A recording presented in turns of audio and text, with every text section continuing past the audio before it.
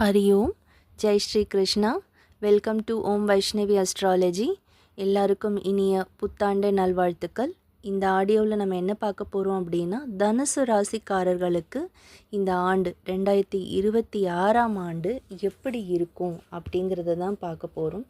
தனுசு ராசிக்காரர்கள் பெரும்பாலும் எப்படின்னா ரொம்ப அமைதியானவர்கள். தன்னுடைய வேலையை தன்னுடைய லட்சியத்தை மட்டும் குறிக்கோளாக வச்சு அவங்க வேலைகளை பார்ப்பாங்க, சரிங்களா. ஆனால் சண்டை வம்பு வழக்குன்னு வரும்பொழுது, சரிங்களா, அதை விட்டு கொடுக்கவும் மாட்டாங்க. ஆனால் சண்டைக்கு போகவும் மாட்டாங்க. அதுதான் அவங்களுடைய இயல்பான விஷயங்களே. என்ன இருந்தாலும் அவங்க பயப்பட மாட்டாங்க. என்ன இருக்குது, அமைதியாக நம்ம அதை சந்தித்து பார்க்கலாம், நேராக என்ன வருது, ஏன்னா உண்மையை மட்டும்தான் பேசுவாங்க. உண்மையை மீறி மாறாக எந்த ஒரு விஷயத்தையுமே அவங்க சொல்ல மாட்டாங்க, சரிங்க. ராசியும் லக்னமும் ஒரே மாதிரி தான் இருக்கும். சந்திரன் அங்கே அமையும் போது மனோ சிந்தனை அப்படி இருக்கும்.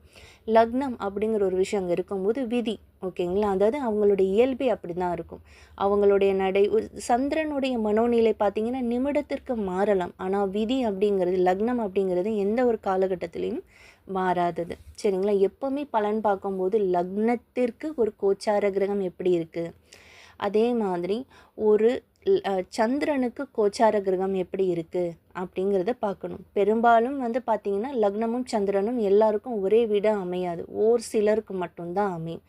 எந்த ஒரு பலன் பார்த்தாலும் இந்த லக்ன அமைப்பிற்கும் அதே மாதிரி உங்களோட சந்திரனோட அமைப்பிற்குமே பலன் பார்க்கணும், சரிங்களா.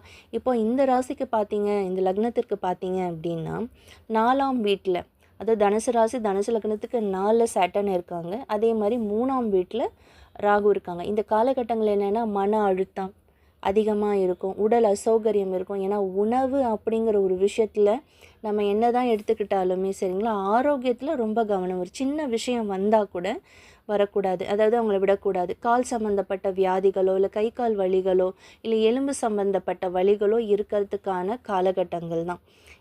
இதெல்லாம் எப்போ சரியாகும் அப்படின்னா, குரு பெயர்ச்சிக்கு அப்புறம், குரு பெயர்ச்சி ஆகும் பொழுது, சரிங்களா, அதுக்கப்புறம் சரியாகும். இப்போ இந்த காலகட்டங்களில் குருவோடைய பார்வை ராசி லக்னத்திற்கு இருந்தாலுமே அவர் கடகத்துக்கு வருவார். கடகத்தில் இருந்து மறுபடியும் சிம்மத்துக்கு வரும்போது தான் இந்த பலன்கள், அது அக்டோபர் மாதம் வரும்.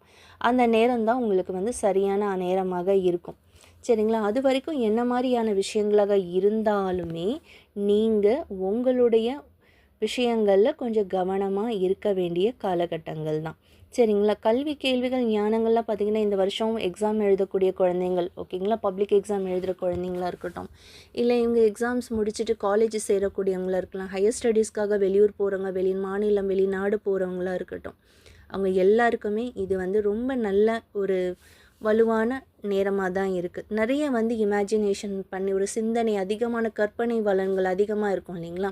அவங்க என்ன மாதிரியான புது படைப்புகளை படைக்கலாம் அப்படின்னு சொல்லி டெவலப்மெண்ட் பண்ணணும்னு நினைப்பாங்க. அவங்களுக்கும் இந்த நாள் ரொம்ப சிறப்பாக இருக்குது. இது 8ஆம் வீட்டுக்கு குரு போகையில், சரிங்களா, அதாவது ஜூன் 2லேருந்து அக்டோபர் 31 வரைக்கும் குரு 8ஆம் வீட்டில் இருக்கும்போது அவங்க என்ன ஒரு எஃபர்ட் போட்டாலும் ஒரு டிஸ்டர்பன்ஸ் இருக்கேன்னு அவங்க ஃபீல் பண்ணுவாங்க. ஏன்னா குரு லக்னாதிபதியும் ராசியாதிபதியும் 8ல் போய் மறையிறதுங்கிறது சிறப்பான அமைப்பு அல்ல, சரிங்களா. இது என்ன அப்படின்னா இது பொதுவான பலன் தான். இந்த ராசி லக்னக்காரர்களுக்கு எப்படி இருக்குன்ற பொதுவான பலன் தான். மற்ற கிரகங்களோட பிளானட்டரி பொசிஷன்ஸுமே இதில் இருக்குது, சரிங்களா. அப்போ பார்த்தீங்க அப்படின்னா 4ஆம் வீட்டில் சனி இருப்பாங்க, 8ஆம் வீட்டில் குரு இருப்பாங்க, 3ஆம் வீட்டில் ராகு இருப்பாங்க இல்லையா, 9ஆம் வீட்டில் கேது இருப்பாங்க. அது எப்படி இருக்குன்னா, நீங்கள் ஆன்மீகம் சம்மந்தப்பட்டு நீங்கள் பற்றற்று இந்த காலகட்டங்களில் இருக்கிற மாதிரி இருக்கும். அதுதான் காதல் சம்மந்தப்பட்ட விஷயங்கள் ஒரு கசப்பு, ஒரு சலசலப்பு இருக்கும்.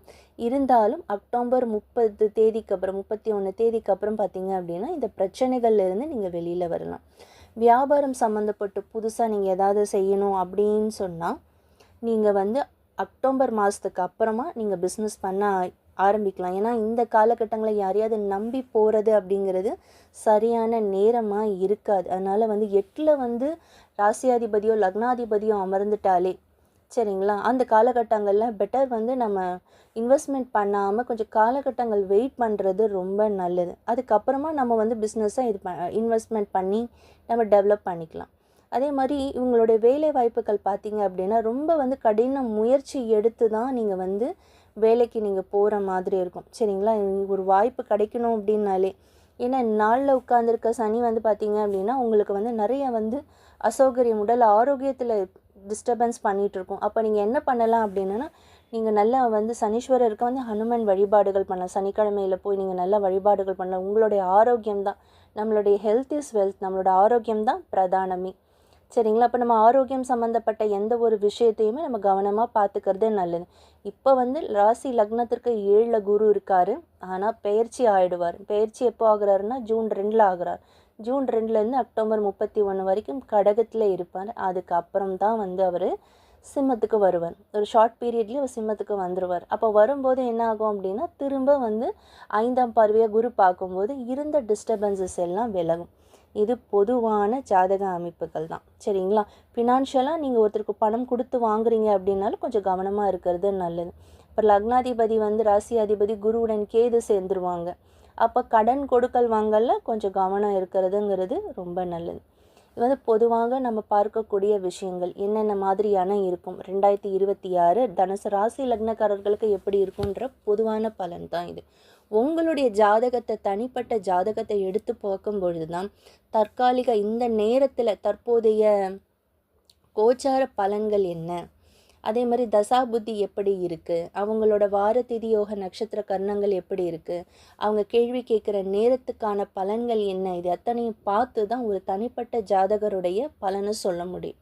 அதே மாதிரி அவங்க எந்த மாதிரி காலகட்டங்களில் அவங்க என்ன மாதிரி வேலைகள் செய்து அவங்க முன்னேறி வரலாம் அப்படிங்கிற ஒரு விஷயத்தையும் நம்மளால் சொல்ல முடியும். சரிங்களா? அஸ்ட்ராலஜி கன்சல்டேஷன் வேணும்னா இந்த நம்பருக்கு காண்டாக்ட் பண்ணுங்கள்.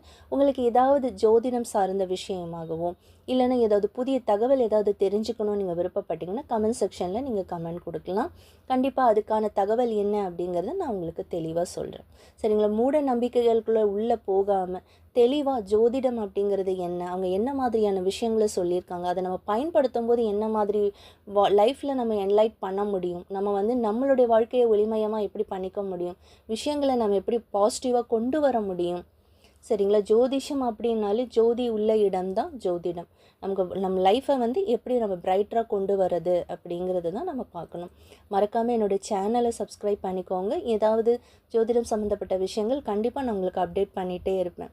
சரிங்களா? கன்சல்டேஷனுக்கு இந்த நம்பரை காண்டாக்ட் பண்ணுங்கள். தேங்க்யூங்க. நன்றி.